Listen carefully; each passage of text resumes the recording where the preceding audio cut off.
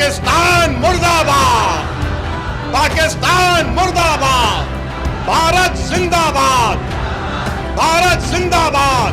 पाकिस्तान को अब समझाने का वक्त खत्म हो चुका है कि ये वक्त जवाब देने का है। ऐसा इक़दाम करेंगे कि दोबारा पाकिस्तान 100 मरतबा सोचेगा कि भारत की सरजमीन में आकर किसी को मारने के बारे में। असदुद्दीन ओवैसी ने जिस तरह से पाकिस्तान मुर्दाबाद और भारत जिंदाबाद का नारा लगाया है, पूरे देश के वो हीरो बन बैठे हैं। और जिस तरह से उन्होंने अपने देश के लिए प्रेम को जाहिर किया है, प्यार को जाहिर किया है, वो सच में बहुत ही काबिले तारीफ है। और यहाँ पर आप देखिए कि मानक गुप्ता इनसे ये सवाल पूछते हैं कि अभी आपको कैसा लग रहा है कि जो लोग आपको ट्रोल किया करते थे उन्हीं के लिए आप हीरो बन बैठे हैं। और साथ ही साथ इन्होंने पाकिस्तान को जिस तरह से जवाब दिया है वो भी सच में बहुत ही काबिले तारीफ है।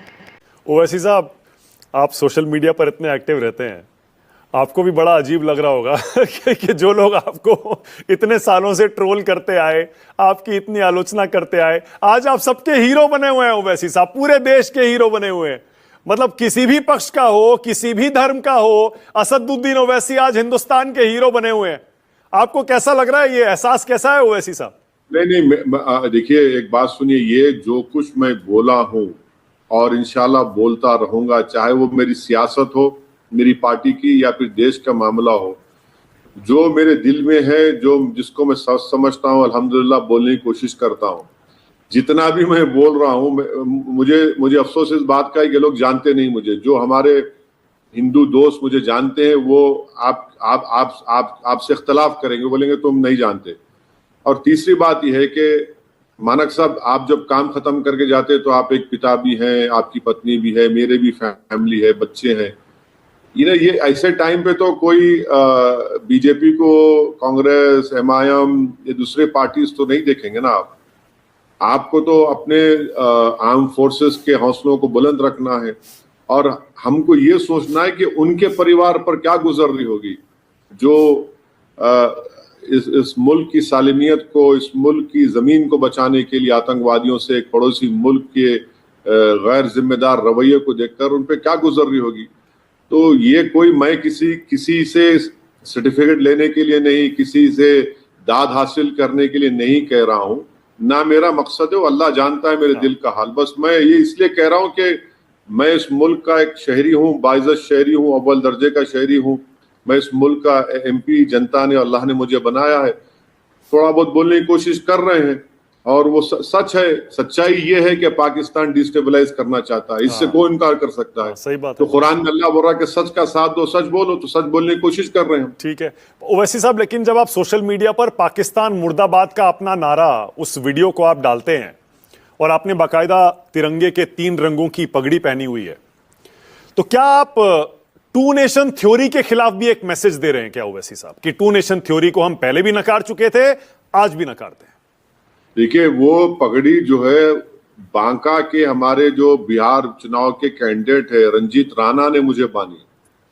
आप देखिए, कोई मुसलमान नहीं, रंजीत राणा ने कहा कि असद भाई इसको पहन लीजिए, मतलब लगाओ, मुझे कोई एतराज नहीं है। तो टू नेशन थियरी तो 1947 में हमारे बुजुर्गों ने उसको रिजेक्ट किया और मौलाना हुसैन अहमद मदनी रहमतुल्लाह अलैह, अल्लाह उनकी खबर को नूर से भरे, उन्होंने तो लिखा था कॉम्पोजिट कल्चर।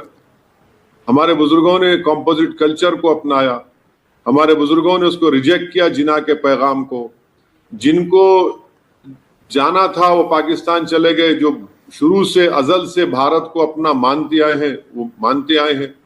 हम इसी सरजमीन में पैदा हुए और इसी के आगोश में हम लोग चले जाएंगे जब अल्लाह का हुक्म होगा। तो टू नेशन थियरी को हमने कब अपनाया है?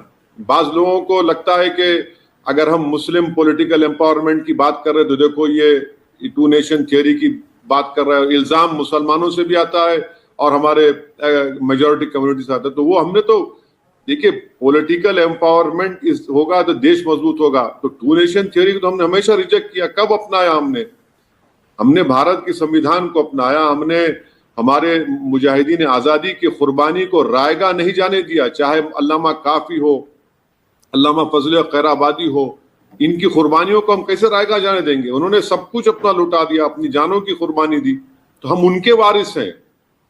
हम ये जो टू नेशन थियरी के लोगों के कभी वारिस थे ना, कभी हमारे लिए हमारे दिलों में उनके लिए कोई अहमियत रहेगी कभी नहीं। मुझे ऐसा लगा ओवैसी साहब कि जब आप पाकिस्तान मुर्दाबाद का नारा इस समय जब जंग चल रही है तब आप उसको हाईलाइट करते हैं, उससे एक मैसेज ये भी जाता है कि ये धर्म के नाम पर, टू नेशन थ्योरी तो है ही, लेकिन इस्लाम के नाम पर ये जो एक देश बना उसका ऐसा स्वरूप, ऐसा रूप, मतलब ऐसा बिगड़ा हुआ रूप, विभत्स रूप, आप शायद उसकी भी आलोचना करने के लिए आप ये नारा दे रहे हैं। नहीं, देखिए 19वीं सदी में, 19th सेंचुरी में 2 कंट्रीज बने मजहब की बुनियाद पर, और दोनों भी फेल्ड स्टेट हैं।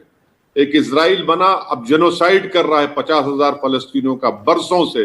पाकिस्तान बना इस्लाम का नाम लेकर, आप देखिए वहां कितने अब्यूज हो रहे हैं। तो ये दोनों भी नाकाम स्टेट हैं, दोनों भी फेल्ड स्टेट हैं। अगर आपके पास अगर आप डाइवर्सिटी को, कल्चर को एक्सेप्ट नहीं करेंगे, पाकिस्तान एक्सेप्ट ही नहीं करता। बल्कि मुझे यहां पर याद आ रहा है कि उस वक्त बांग्लादेश नहीं बना था, जिन्ना साहब जब पहली मर्तबा ढाका गए तो वहां पर वहां के स्टूडेंट्स ने आकर उन्होंने कहा कि आप उर्दू को इम्पोज मत करिए, यहां पर हम बंगाली बोलने वाले हैं। तो जिन्ना साहब ने कहा कि नहीं, हम उर्दू को इम्पोज करेंगे। उन्होंने बीज बो दिया था बांग्लादेश का उसी वक्त। तो डाइवर्सिटी को अगर आप कबूल नहीं करेंगे तो आप कैसे आप अपना कंट्री को चलाएंगे, चाहे वो इजराइल हो या पाकिस्तान हो। तो डाइवर्सिटी बहुत जरूरी है ना, ये प्लुरलिज्म है। अगर आप बोलेंगे कि एक ही सिस्टम या एक ही कल्चर रहेगा तो ना तो भारत किसी भी कंट्री के लिए अच्छा नहीं है, बशमूल भारत के वो।